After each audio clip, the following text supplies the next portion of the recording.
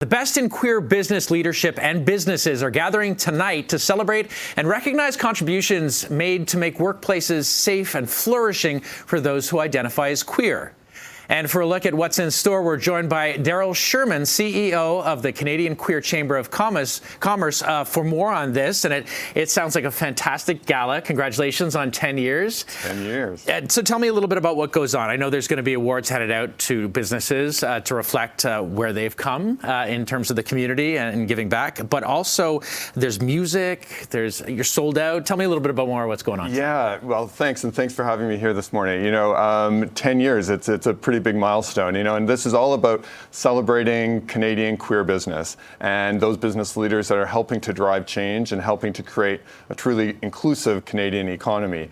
So it is a celebration. It's meant to have some fun, and I think especially in today's day right now, we need a little bit of fun, and we need to recognize the work that's being done out there in our community and celebrate our business community and the impact that we're having on driving the Canadian economy. So you're right, we have a great lineup of performers, of awards. We have Tafari Anthony, Juno-nominated performer, who's going to be singing. We have our queer South Asian dance troupe. Think a little bit of Bollywood reimagined, Nash for Fun. So they're going to be performing. But as you mentioned, some great awards recognizing some amazing businesses and business leaders. There's a lot of members in the CQCC. I know you did a bit of a rebrand to be really perfectly inclusive. But tell me a little bit about how that works. What is your membership made up of, and how do people become members? Yeah, so we are a national organization, and we estimate that there's over 100,000 queer-owned businesses across the country, generating an economic impact of over $22 billion.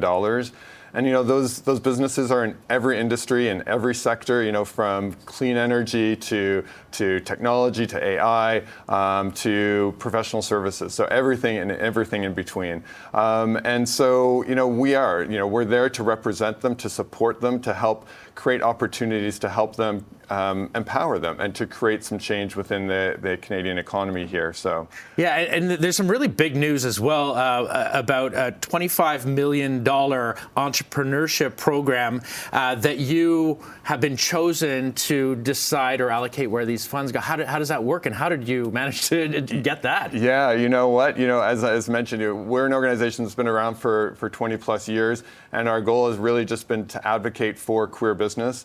And one of the things that we've been advocating the federal government for is funding to support programming and development for queer businesses to help them grow and overcome a lot of the barriers that they continue to face. So we're into the third year now of this funding, and it's really, there's kind of three core pillars, but at the end of the day, it's all around how are we supporting our businesses overcome some of those barriers, like access to mentorship, access to global markets, access to procurement opportunities. That's what this funding is meant to do. And at the same time, also strengthen the Canadian ecosystem to help build up organizations that are supporting queer businesses across the country. And I just want to stop a little bit on the barriers, because often we think, Canada is just this incredible mecca of inclusivity, and those barriers are more for international partnerships, corporations, or trade.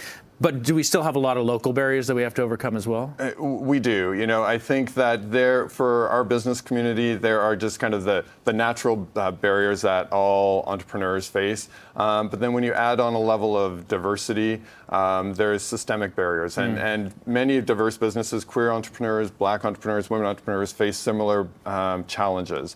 What we found within our specific constituency group with queer entrepreneurs is there's still a significant hesitation to self-identify. We know that over 1 in 3 are hiding the fact that they're queer, and they're losing contracts because of that. So we need to change that. And that's part of what this funding is helping to do, is to create that change. It's amazing. We'll have an incredible gala. And just quickly, is there a website where people could find out more about the CQCC? Yeah, queerchamber.ca.